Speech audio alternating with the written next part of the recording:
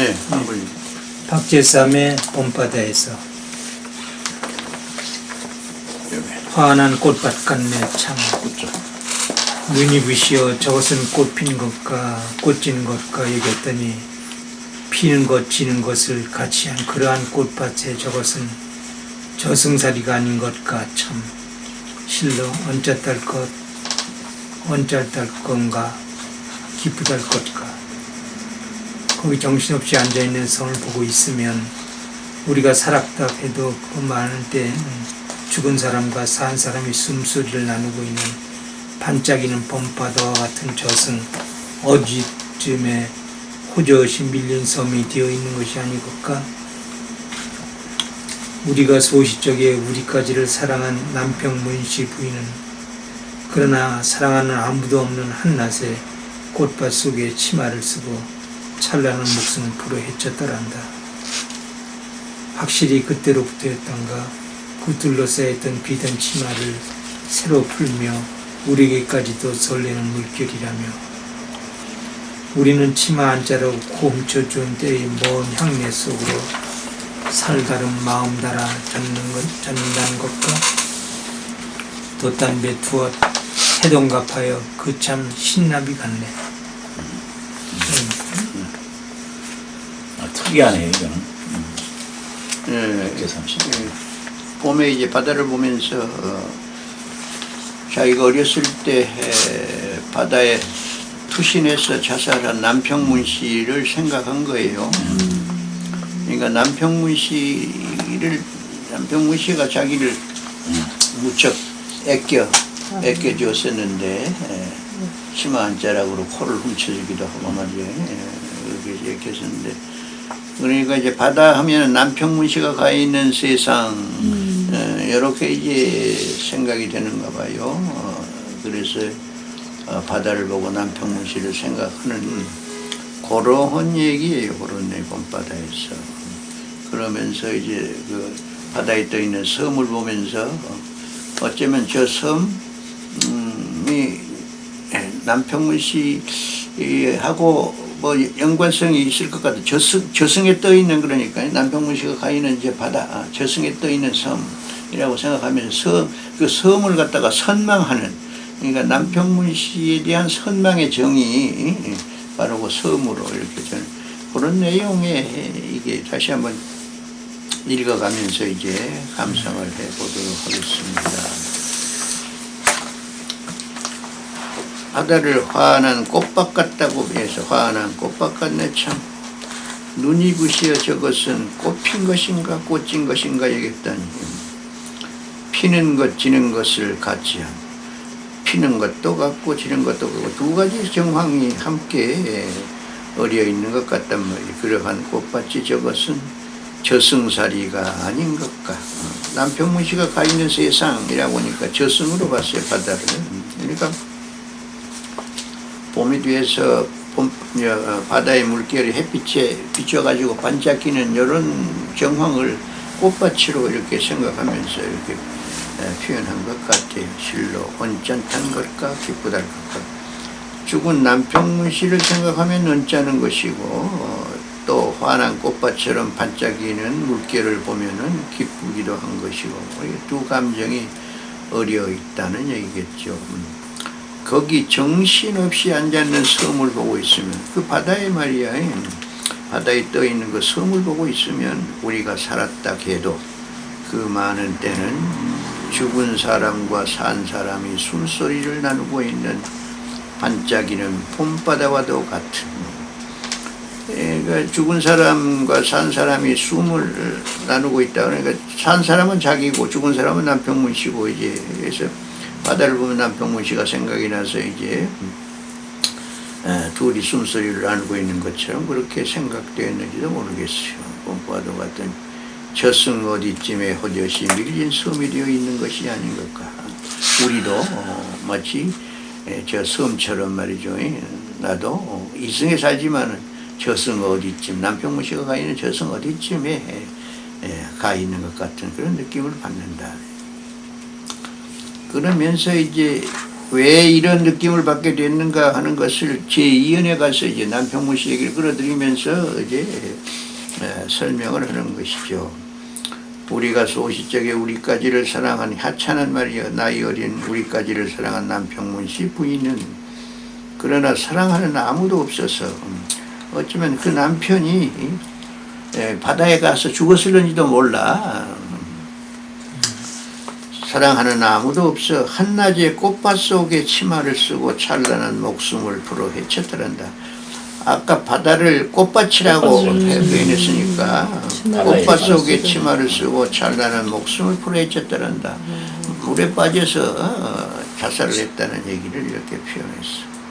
확실히 그때로부터였던가 그 둘러섰던 비단 치마를 남평문 씨의 그 둘러섰던 비단 치마를 새로 풀며 우리에게까지도 설레는 물결이라면, 그러니까 바다를 보면 남평문 씨 생각이 나고 남평문 씨 죽은 것이 생각나고 치마 둘러쓰고 말이야 물에 빠진 것도 생각나고 그래서 이제 그런 생각들을 이제 바다를 보면 하게 된다는 얘기겠죠. 우리는 치마 안자락으로 코움쳐두던 때에 먹은 향내 속으로 살 달아 마음 달아 전된다는 것과 육체적으로 혹은 심리적으로 말이지 그렇게 애달으면서 남평문 씨를 생각하는 그런 감정에 젖는단 말이죠. 돛담배 두엇 해동갑하여 그 참 흰나비 같네. 그 다음에는 이제 독립에서 또 조그마한 한 행을 갖다 덧붙였는데 그 바다에 돛담배 두어 개가 온종일 해동갑하여 온종일 이렇게 떠 있는 것이 마치 하얀 나비 같다. 맞아, 바다를 꽃밭으로 봤으니까 그 돛담배를 나비로 이제 본 것이죠. 라고 하면서 은근히 나도 저 돛담배처럼 바다에 떠 있으면 남평문 씨가 가 있는 말이지 그 저승 바로 저 꽃밭과 같은 말이지 저 바다에 나도 저 섬처럼 떠 있고 싶다라고 하는 그런 그 은근한 소망을 이렇게 표현을 했습니다. 이 작품은 박재삼의 처녀 시집 그 뒤를 읽겠습니다. 춘향은 마음에 수록되어 있어요. 20대에 쓴 작품이라고 해요. 그런데 그 일반적인 서정시와는 달리 정서의 구조가 단순하지 않아요. 젊은 날에 섬세하고도 깊은 서정의 올들이 비단 무늬처럼 얽혀 있어요. 이게 상당히 복잡하게 서정의 구조가 복잡하게 뒤얽혀 있는 그런 작품이라고 할 수가 있습니다.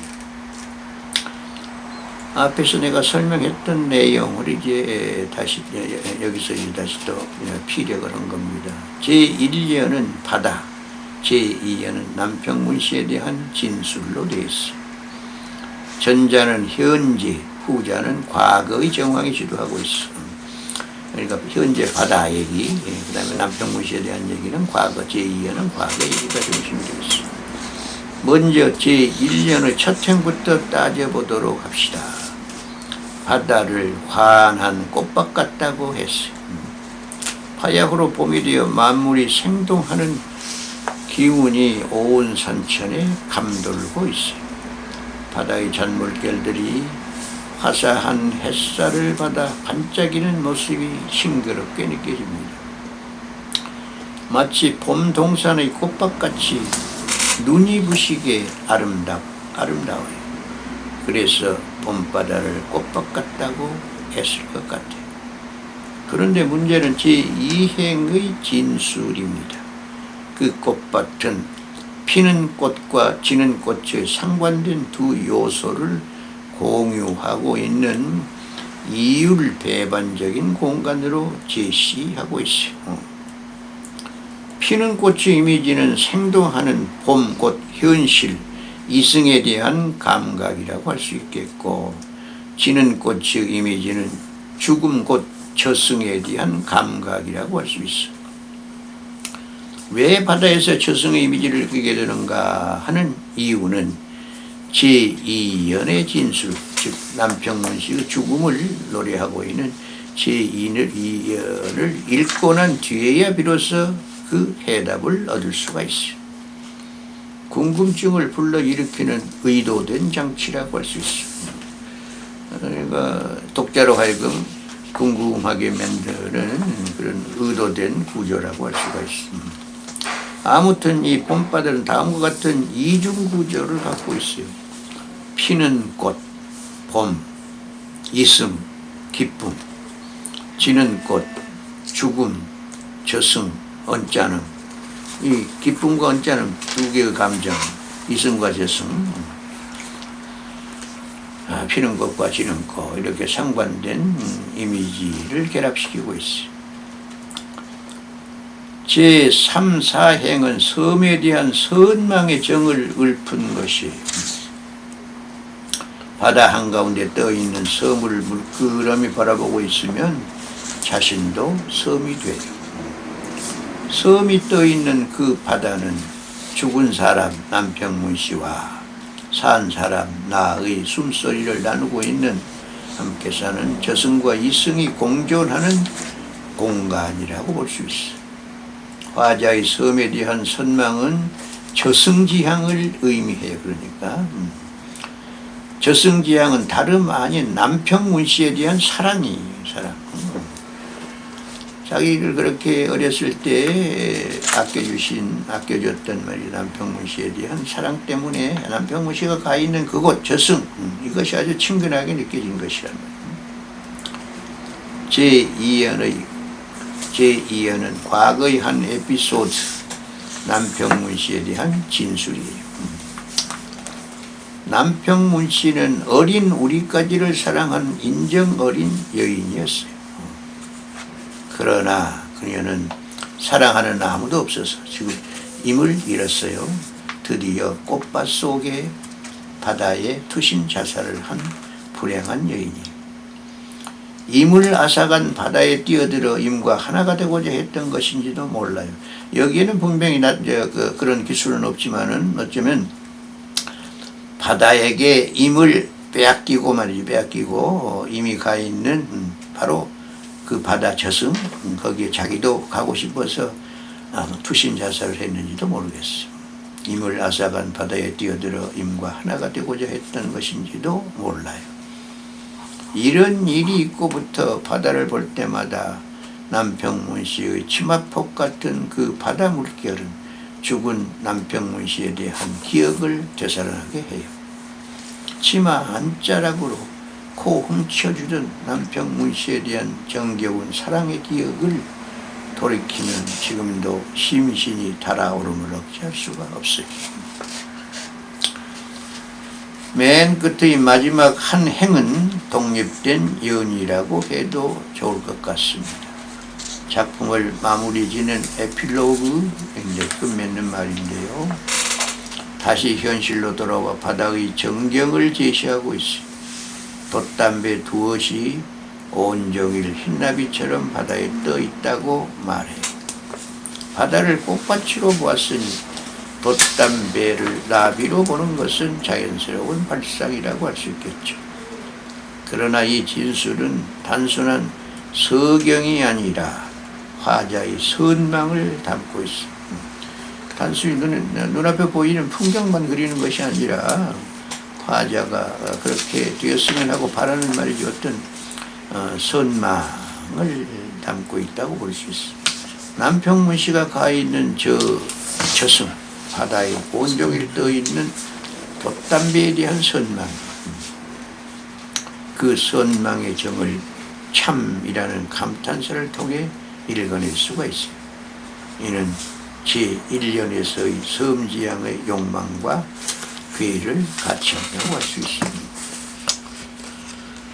모성적 사랑에 대한 그리움을 애절하게 표현한 수작이라고 할 수 있어요. 작품 전체의 극적인 전개 구조도 성공적이고 비유도 적절해요. 의도적으로 사투리투의 의미를 구사해서 향토성과 유년기의 정서를 환기하려는 것도 주목할 만합니다. 시가 비록 난해하더라도 논리적 구조를 지니고 있다면 풀리지 못할 것이 없어요.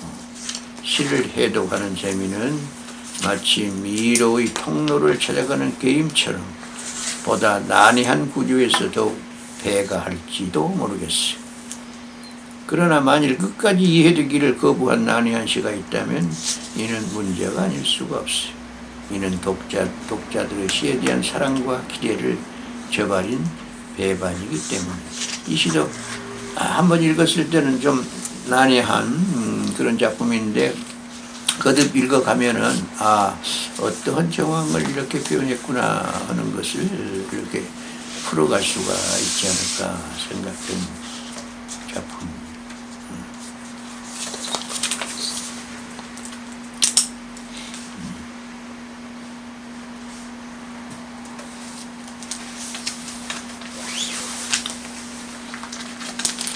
아예 한 작품 더 읽도록 할까요?